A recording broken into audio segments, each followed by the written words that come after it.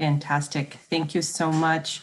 Good evening, everyone. I'd like to call to order the Subcommittee of Curriculum and Programs. Today is Wednesday, February 3rd, and it is approximately 4:47.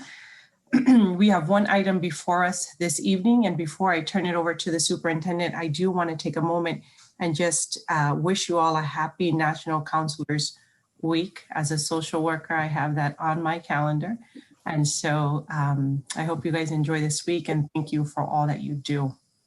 So, Mr. Superintendent, what we have before us is that the subcommittee approved the revisions of the comprehensive school counseling policy. And Mr. Warwick, before you come on, can I just do the roll call? Sorry about Thank you, Terry. No problem. Ms. Hurst? I've forgotten that. I'm not in a rush. No, sir. Yes. Ms. Gresham? Present. And Ms. Naylor. Thank you, guys. Present. Thank you. So that was a great introduction, Denise. Thank you. And Yolanda's here to present the plan. So I'd like to turn it over to her to present the revisions to the plan.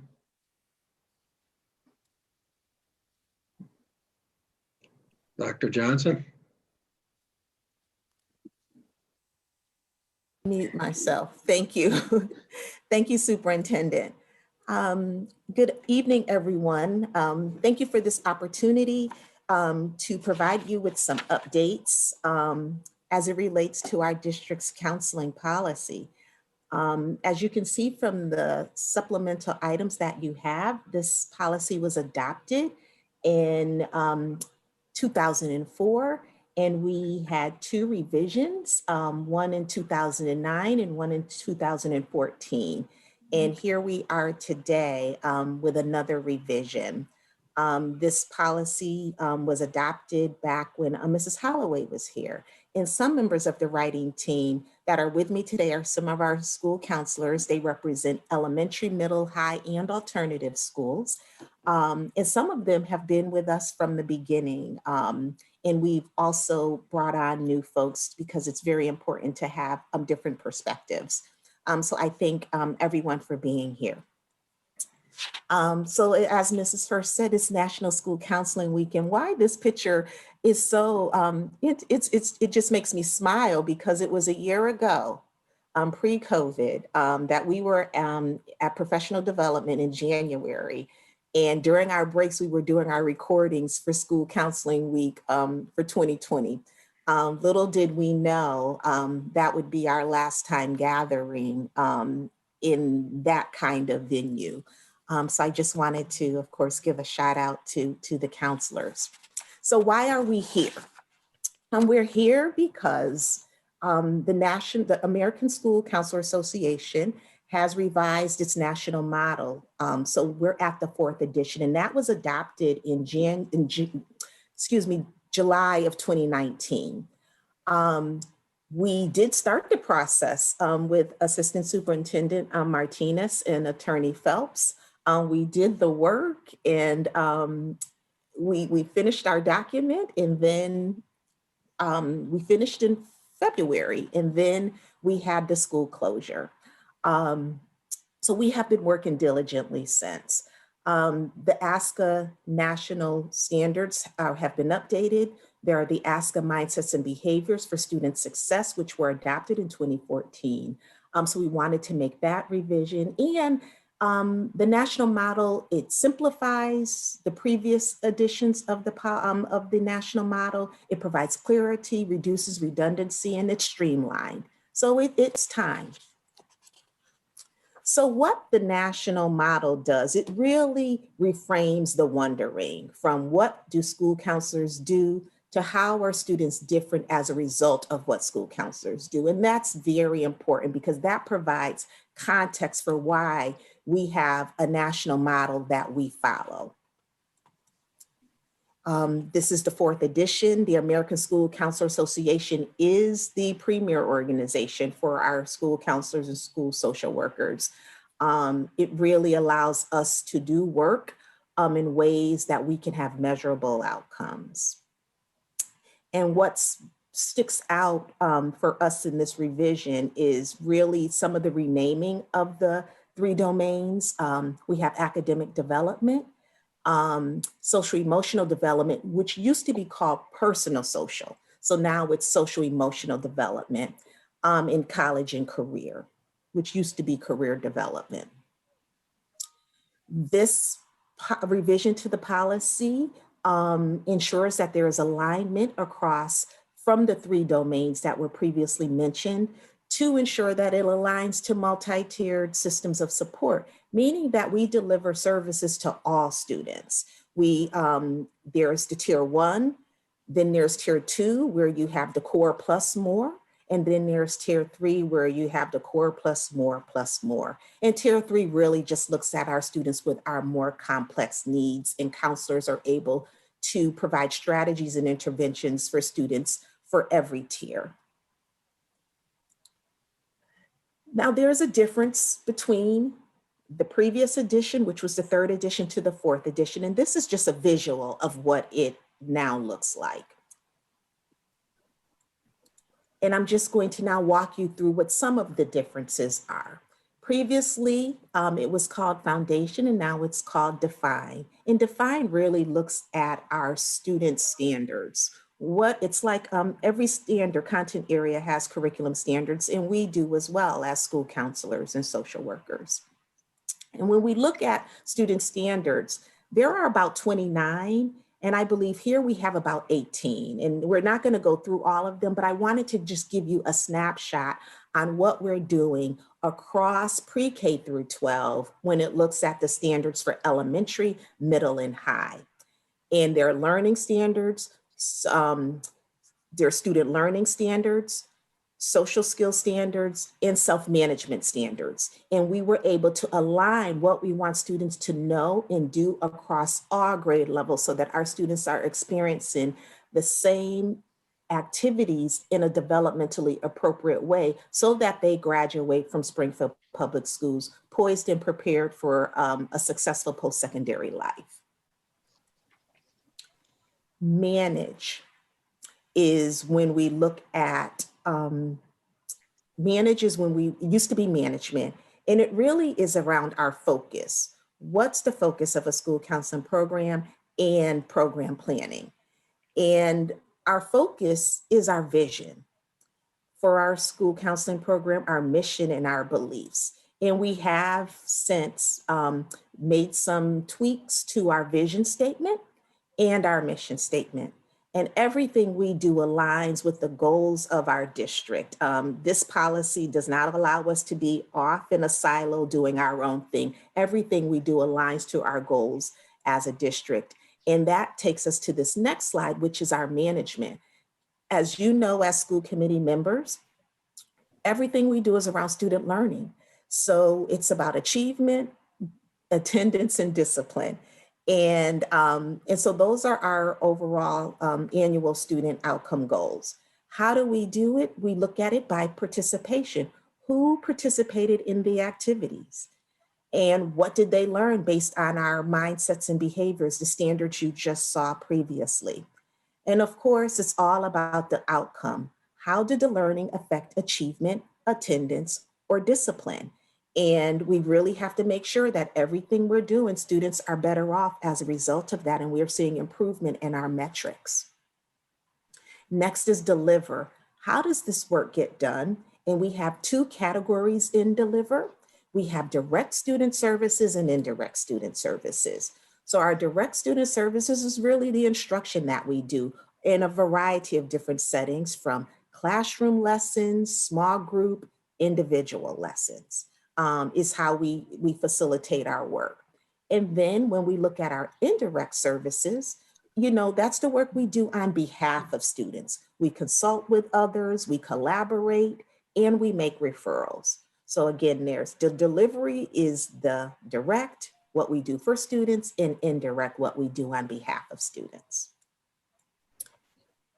And of course, our last domain is program assessment. And I consider this continuous improvement because this model allows us to look at what we're doing, why we're doing it, and did it really work? So no one is required to do the same thing every year. If it's not working, we should be doing something different to see a difference in academic achievement, attendance, and student discipline. So, and we have a variety of different reports that we use that are not a part of the policy, but we find different tools that we use that are standardized across the district to ensure that we're reflective of our work and we're looking at how we can be better as school counselors. So that is the presentation, and I thank you for your time, and I welcome any questions that you might have. You can open up for questions, Mrs. Gresham, Mrs. Naylor, Mrs. Gresham. Yes, thank you. Thank you, Mrs. Hurst. So Dr. Johnson, I have a question under indirect student services. When you mention referrals, is those referrals outside services? Yeah, I mean, that could be, actually referrals could be a referral to a service or something that we're doing within the district. For example, I've got 100 Meals to College on my mind. So we could have a counselor that wants to refer a student to 100 Meals to College, wants to refer a student to a club within the school, refer the student to be a part of a study group or a club to receive support. But it also could be a referral to outside entities. It could be a youth development organization, Boys and Girls Club, MLK Family Center. It could be for clinical or mental health and wellness services. So to see a therapist, a student who is home insecure, food insecure. So those kind of referrals as well. Okay, very good. Thank you. Oh, you're welcome. Mrs. Naylor? Yes, ma'am. Thank you. First, I would like to say that I love our counselors. I think y'all do such a phenomenal job. Each and every one of you I've had the pleasure of working with in some capacity and just observing your work, whether directly or from afar. A lot of you are involved in the AmeriCorps program, which I also work at Springfield College, so I'm very aware of the work you do and how you support these students that want to be counselors and helping them and teaching them how to do the job effectively and with authenticity and integrity. So it could not happen if they didn't have people like you supervising them. So thank you for that and all that you do for our kids. My question to you is, looking at the competencies that are listed in the plan and thinking about the portrait of a graduate and some of the things that we're thinking about as a group, you know, looking at all these perspectives of what the expected competencies are that these kids will have, that our kids will have when they graduate. How are you aligning that with these goals? That's my first question. And then my second question is, are there elements of this plan and or your plan as you think about the portrait of a graduate where you feel that you all are under-resourced? And not that you're not doing a phenomenal job, but we know that last year at our budget hearing and at several speakouts that folks made it very clear, parents, kids, educators, that counselors are a high priority. And when we asked about the student opportunity dollars and what can we do, a lot of folks had that as their number one or number two item, that we need more counselors in the building. So I'm not in any way suggesting that you're not capable because you're not capable. I believe that everybody recognizes that you need more resources and you definitely need more staff.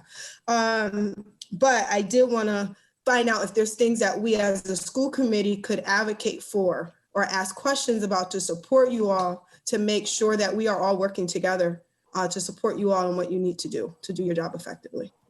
Well, thank you for that question. What I want to also say too, back to Ms. Gresham, we also make referrals to other personnel in our schools. So if we're not able to provide the service and we don't have to provide all the service, but we will refer them to other individuals in our schools. We have a lot of other support staff that we work with. Our counselors, they don't do the work by themselves. So I wanted to say that as well. All right.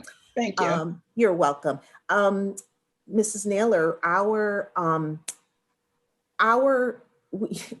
smile because we are in the process as we continue to work as a PLC to talk about the portrait of a graduate and how we can align that work. And if you look at our standards the competencies that we looked at, we wanted to make sure that really we were working across the grade levels to really support students in a holistic way to help them be successful in whatever career path that they choose or college. So there is alignment, and there are advocates in this Zoom, the counselors that really enforced when we met last month that they wanted to make sure that Portrait of a Graduate was a part of our work. So that is aligned, and of course, leading to our strategic planning work. So yes to that. Secondly, resources. I'm not shy to always say to superintendent and assistant superintendent, when it's time for a cut, I'm always like, do I have to take a cut? Please don't make me take a cut. So they know I'm not shy. I'm like, I will always make a case for why Yolanda should not take a cut. Because I'm always advocating for as many resources that I can hold on to support the work of the counselors. Our professional learning, what we need is very specialized, and we also need to continue to develop our skill set to be able to work with everyone in our schools. So they always politely tell me that they will consider my requests, but there are no promises, but they're very kind to me when I ask for things, and it is very rare that I'm ever told no about anything. But what I would say is, in terms of hiring additional counselors, that is of course a budget matter that I don't, have any influence over, but I do know that, we do need to look at, ways to have more counselors in our schools to provide the work that is needed across the district. Our school social workers and our school counselors, they work well together. And because of the resources I have, I must say that we really, we work together pre-K through 12. If folks like Mrs. Bowler, Lucy Bowler isn't in the room with our middle school and our high school folks, and even our other elementary school folks, she is the loudest voice when it comes to early childhood.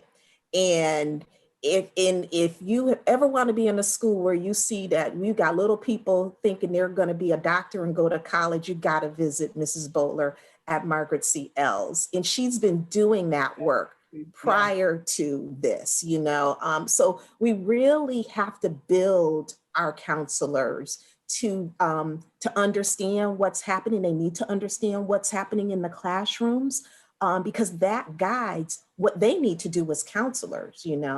I love counselors. However, I'm also very transparent with them when it comes to being accountable for what we do and what we need to do for our students. And they're very serious about their work. And we can always be better and do better. And this policy kind of helps it guides us around the scope of our work and how we can be better.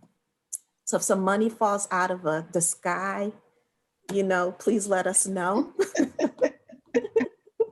That's helpful. Thank you for that.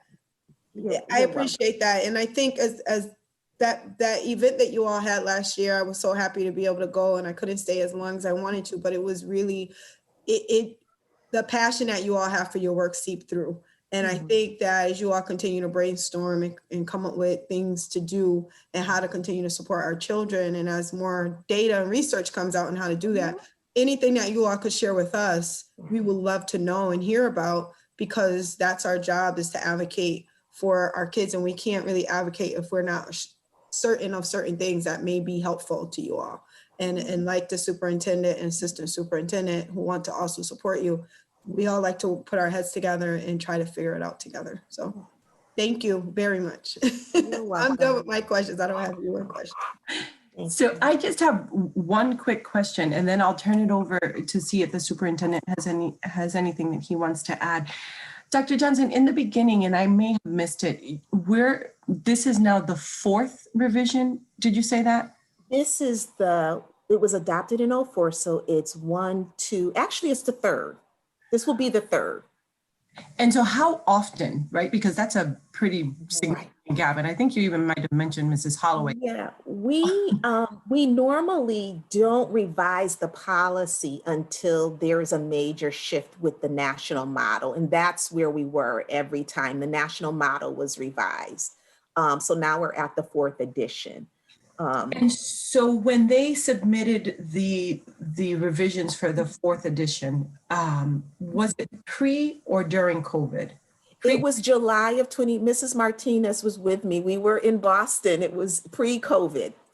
It was in July of 2019, and we started working in the fall, and we had an actual document ready for you all in February-ish, January. But of course, I like to go back to the counselors and talk to them. And we were together in February. Everything was good to go. We were supposed to be together for PD in March 13th. And then COVID. So I guess I was asking because I just wondered, are we anticipating any other potential shifts in policies that might be influenced by the pandemic? Are you expecting that you'll have to revise again, or does this seem to cover it? This should cover it. They usually don't make the revisions for a good several years, but it doesn't mean that the national organization is not thinking about things, but they probably are. Social emotional learning is huge. Right. And how we look at it pre-K through 12, and how do we really adopt more of that work into what we're doing. But the way the policy stands now in the national model is we do work across 3 domains: academic,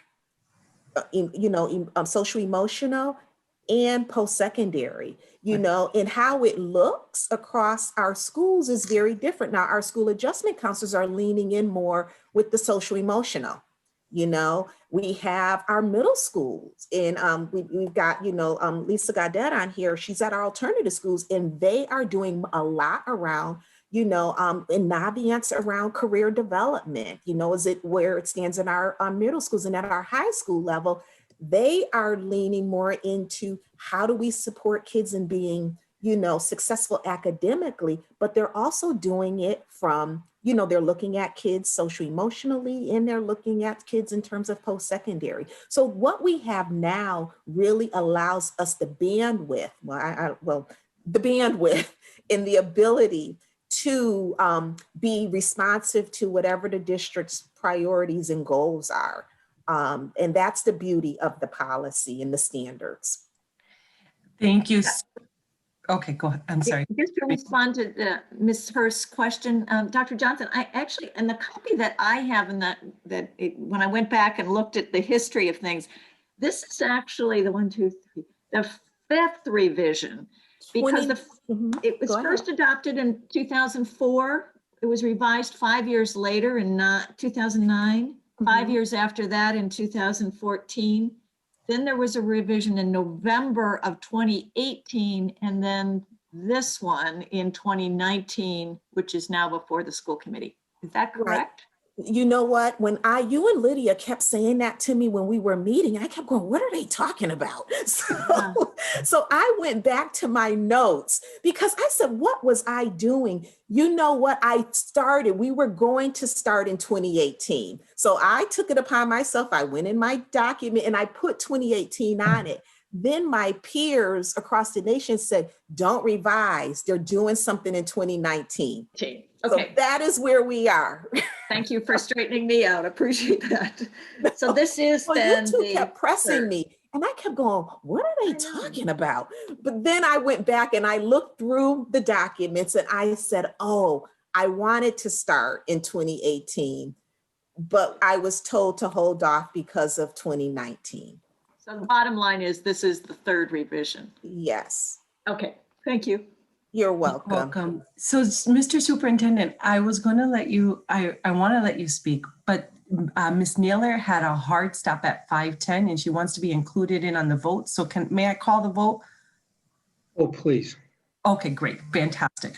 So is there a motion to move to the full committee that we approve the revisions of the comprehensive school counseling policy? So moved. So moved by Mrs. Gresham. Is there a second? Second. Seconded by Mrs. Naylor. Sufficient votes, this matter passes. I think we need a roll call vote. I'm sorry, Terry. That's okay. Ms. Hurst, Yes. Ms. Gresham, Yes. and Ms. Naylor. Yes. All right, more than sufficient votes, this matter passes. I'm sorry, Superintendent. Oh, no, thank you so much. Just wanted to thank Yolanda Thanks, and Susan. her team for all being here tonight and doing a great job. Thank you, everyone. Thank you, Agreed. Superintendent and everyone. And the last thing I We will say. appreciate you. Well, we appreciate you too. And what I would just say is that when we implement a comprehensive school counseling program, it includes everyone. We don't do all of this alone. So we've got teachers, we've got parent facilitators, City Connects coordinators. It runs the gamut on those that we collaborate with. So it's not that, we implement all of this alone.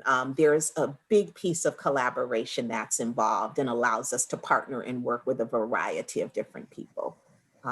So thank you for your time and for your questions. Absolutely. Thanks. Great Fantastic. job. Thank you all for all that you do. And thank you, Yeah. Dr. Johnson, for your leadership. If there are no further matters before this committee yes, Assistant Superintendent Martinez, my apologies. Oh, it's okay. I just wanted to congratulate everyone and to, wish the counselors a very happy, to me, it's not just a week, it's every day, but happy to be here with you guys, always supporting you guys. And you guys do great, great, great work. So thank you for everything you do. Thank you. We're turning her into a school counselor. We take her to our conferences with us now. So thank you, Mrs. Martinez. Thank you, everyone. Thank you. Absolutely. So before you go though, Mrs. Gresham, we need a motion to adjourn. I motion to adjourn. Seconded. All right. This is Yep. Terry, you want to call the roll for us? Yeah. Ms. Hurst, Yes. Ms. Gresham, Yes. and Ms. Naylor just left, but that's okay. All right. Fantastic. Everybody stay warm. Thank you, everybody. Thanks, everyone. Great to see you all, and we appreciate you.